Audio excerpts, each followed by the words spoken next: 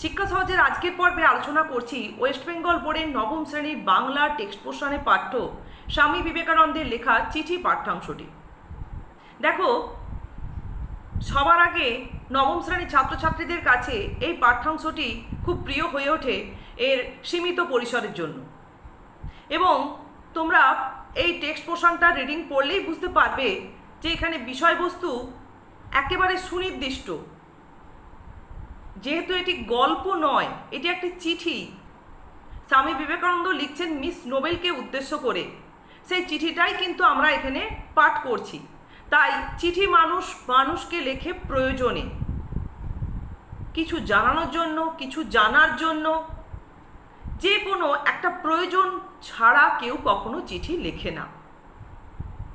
মনের ভাবের আদান প্রদান করার জন্য অনেক সময় হয়তো বন্ধুকে চিঠি লেখা হয় ঠিকই, কিন্তু স্বামী বিবেকানন্দ তার শিষ্যা মিস নোবেলকে উদ্দেশ্য করে যে চিঠি লিখছেন একান্তভাবেই প্রয়োজনে।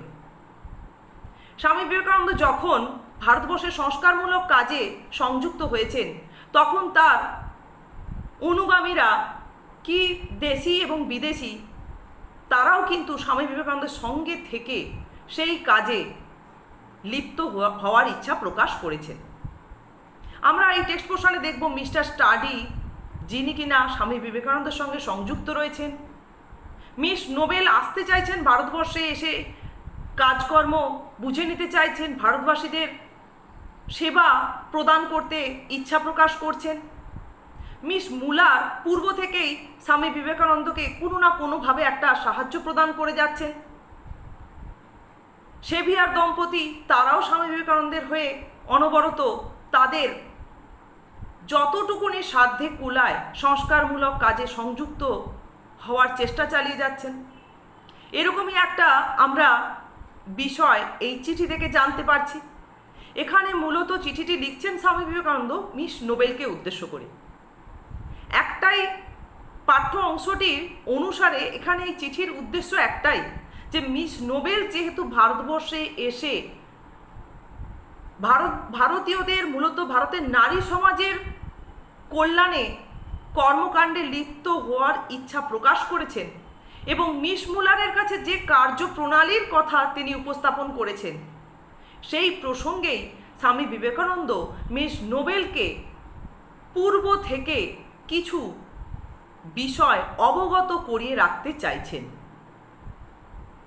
সেই বিষয়গুলি কি কি না, মিস নোবেল ভারতবর্ষে এসে কর্মকাণ্ডে লিপ্ত হতে গেলে অনেক রকম অসুবিধার সম্মুখীন হবেন। সেই অসুবিধাগুলোও কিন্তু মিস নোবেলের পূর্ব থেকে অবগত হওয়া একান্তভাবে প্রয়োজন। মানসিক প্রস্তুতিও তার থাকবে, এবং সেইভাবে মিস নোবেল তার কার্যপ্রণালী পূর্ব থেকে নির্ধারণ করতে পারবেন। শুধু তাই নয়, এটা গেল চিঠির একটা দিক বা একটা উদ্দেশ্য। আরও উদ্দেশ্য রয়েছে।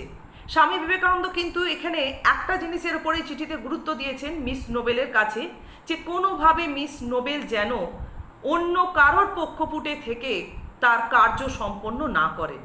তিনি যেন নিজেই নিজের কার্যপ্রণালী স্থির করেন, বরং সেই কার্যপ্রণালী চালাতে গিয়ে যদি কারোর সাহায্যের প্রয়োজন হয়, তাহলে তিনি কাদের সঙ্গে নিতে পারেন। মূলত আমরা পাঠ্যাংশে দেখেছি সেভিয়ার দম্পতির কথা এখানে স্বামী বিবেকানন্দ উল্লেখ করেছেন, সেটাও তিনি জানাচ্ছেন। শুধু তাই নয়, এই কার্যপ্রণালীর মধ্য দিয়ে যে অন্যের নেতৃত্বে থেকে কাজ করা নয়, বরং নিজেই নেতৃত্ব স্থানীয় হয়ে ওঠার চেষ্টা করা, এটা কিন্তু স্পষ্টভাবে প্রকাশ করেছেন স্বামী বিবেকানন্দ মিস নোবেল সম্পর্কে। অর্থাৎ মিস নোবেলকেই একজন নেতৃত্ব স্থানীয় হয়ে উঠতে দেখতে চাইছেন স্বামী বিবেকানন্দ, যার মধ্যে যে যোগ্যতা, যে গুণাবলী, যে ক্ষমতা রয়েছে, তার সেই ক্ষমতার প্রকাশ ঘটানোর চেষ্টা কিন্তু এই চিঠির মাধ্যমে করতে চাইছেন স্বামী বিবেকানন্দ। এটা গেল 2 নম্বর দিক এই চিঠি লেখার কারণ। আরও একটা দিক তিনি তুলে ধরছেন, কি না, ভারতবর্ষে এসে সংস্কারমূলক কাজে সংযুক্ত হতে গিয়ে কাদের থেকে দূরে থাকাটা একান্তভাবে আবশ্যক। এই প্রসঙ্গে তিনি মিস মুলারের কথা বলেছেন। মিস মুলারের সক্রিয়তা রয়েছে ভিন্নভাবে। তিনিও তার উপকারের দ্বারা স্বামী বিবেকানন্দও উপকৃত হচ্ছেন, কিন্তু তার সেই উপকারে মিস নোবেল কিন্তু খুব একটা উপকৃত হবেন না। তাই মিস মুলার থেকে কিন্তু মিস নোবেলকে একটু দূরেই থাকার প্রসঙ্গ এই পাঠ্য অংশের মধ্য দিয়ে, এই চিঠির মধ্য দিয়ে প্রকাশ পায়।